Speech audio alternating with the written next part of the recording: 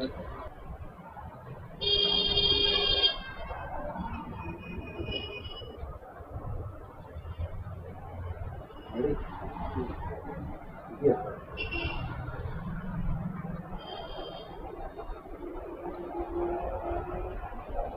मालेगांव में गट नंबर 178 में जो है बुलडोजर चला है, इस पर आपको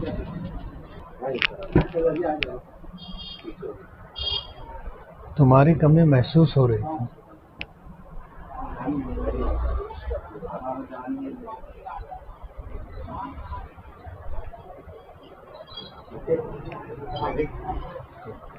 मालेगांव शहर के लिए आज का दिन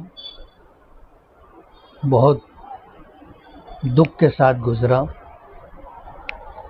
सर्वे नंबर 178-3 मालदा, यहाँ पर कुछ 1.5 एकड़ जगह जिस पर कारपोरेशन का रिजर्वेशन था और कुछ ऐसे मामलात थे जिसकी वजह से उस ज़मीन को लेकर के वाद विवाद चल रहा था।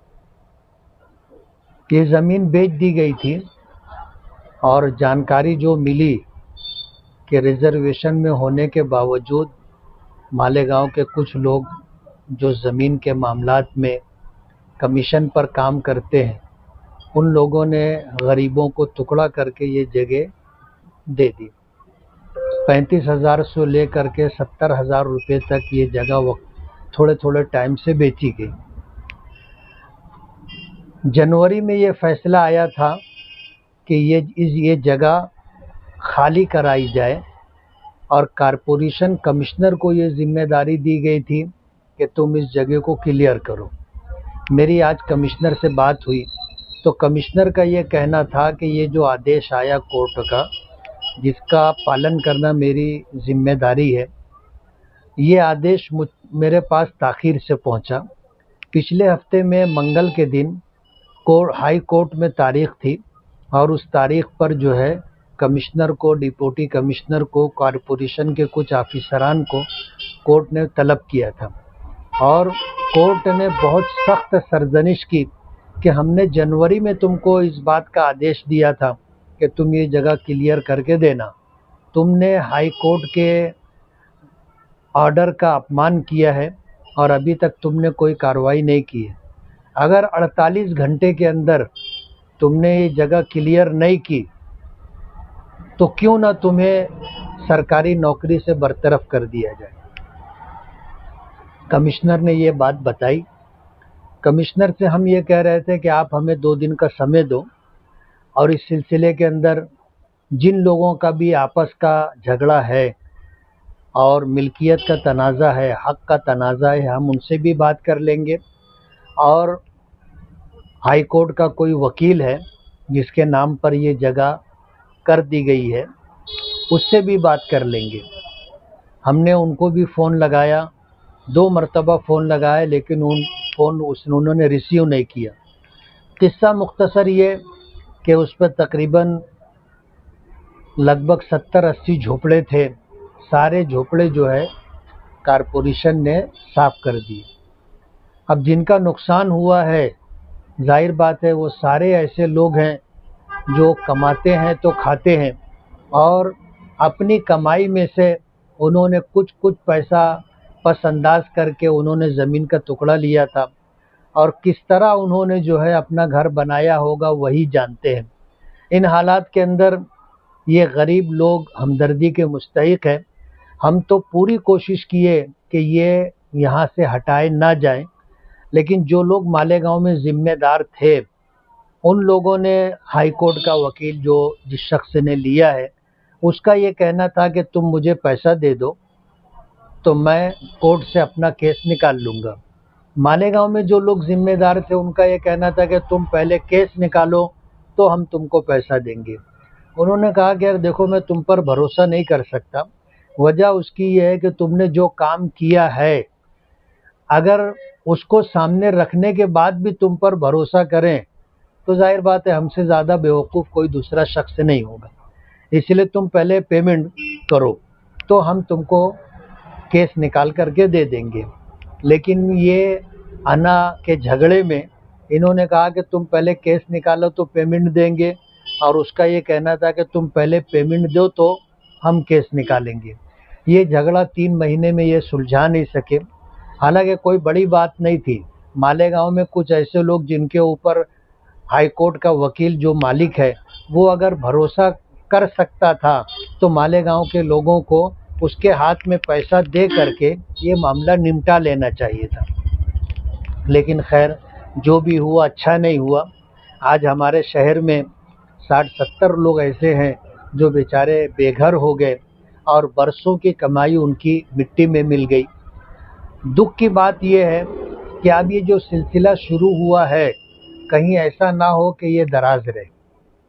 अब एक मामला जो गैर कानूनी तरीके से रिजर्वेशन जगह को लेकर के आज हुआ है, इस तरह के बहुत सारे मामलात मालेगांव में है कि रिजर्वेशन जगहों को बेच दिया गया और ख़रीदने वालों ने टुकड़ा करके उसे बेच दिया। अब हुआ ये कि आज अगर हाई कोर्ट में जा कर के कोई शख्स अपनी जगह खाली करवा सकता है, तो ऐसे जितने लोग होंगे जो जिनकी जगह रिजर्वेशन में थी और उन्होंने उसे या तो खुद बेच दिया लोगों को या किसी एक शख्स को बेच दिया, उसने लोगों को जो है बेच दिया, ऐसी सारी ज़मीनों के ऊपर ये मुसीबत आ सकती है। कहते हैं ना कि खरबूजे को देख के खरबूजा रंग पकड़ता है। अब एक मामला हो जाने के बाद दीगर इस तरह के जो मामलात होंगे और उसमें जो आदमी हकदार होगा वो अपने हक को लेकर के अगर हाई कोर्ट जाता है तो आज का ये फैसला उनके लिए नज़ीर और मिसाल बनेगा, जिसकी वजह से इस तरह के दीगर मामलात भी मालेगांव में हो सकते हैं। किला झोपड़पट्टी के ऊपर लटकती हुई तलवार है और महाराष्ट्र भर के जितने किले हैं उनकी ज़मीनों पर जो इस तरह के तजावुज़ात हैं, अतिक्रमण है, सबको साफ़ किया जाएगा। मालेगांव किला झोपड़पट्टी के ताल्लुक़ से कम इतनी बात खुशाइन है कि लोक आयुक्त का फ़ैसला उनके लिए ये है कि इनको पर्यायी जगह, मुतबादिल जगह दी जाए, उसके बाद इनको यहाँ से हटाया जाए। वरना पूरे महाराष्ट्र के अंदर जहाँ जहाँ किले की ज़मीनों पर लोगों ने मकानात या कब्ज़ा कर लिया है, सबको बग़ैर मुतबादिल जगह दिए खाली कराया जाएगा। इसलिए मालेगांव के वालों के लिए सोचने की बात है कि गैर कानूनी यानी सरकारी बिन शेती और लेआउट के बगैर जिन ज़मीनों की ख़रीद व फ़रोख्त की गई है, उन तमाम लोगों की मिल्कियत और उन तमाम लोगों के मकानात ख़तरे में। अल्लाह ताला आफ़ियत का मामला फ़रमाए और मालेगांव वालों को, ख़ास तौर पर गरीब लोगों को, कानूनी तौर पर सारी बात समझने के बाद कोई जगह ख़रीदी जाए, इसकी तौफ़ीक़ अता फ़रमाए। ये जो आपको बेघर हो गए, इनके लिए आप क्या कोशिश कर सकते हैं? वकील से बात ठीक है, ये ठीक है, उनको जगह वापस मिल जाएगी, जब पैसा नहीं वापस, लेकिन उनके घर टूट गए सब पूरा, यानी वो जो बना हुआ था 1.5 लाख का इमला था एक आदमी का, वो भी टूट गया उनका। तो अब आप क्या ये कर सकते हैं? इससे ज़्यादा जिम्मेदार तो वह है जिन लोगों के पास पैसा रखा गया था। तो क्या है? मैं वही बात कहना चाहता था कि जब इस तरह की सूरत हाल बनी थी, कल के दिन जो मुतासिरीन हैं वो लोग उन लोगों के पास गए थे जो लोग पैसे के लेन देन के ज़िम्मेदार हैं।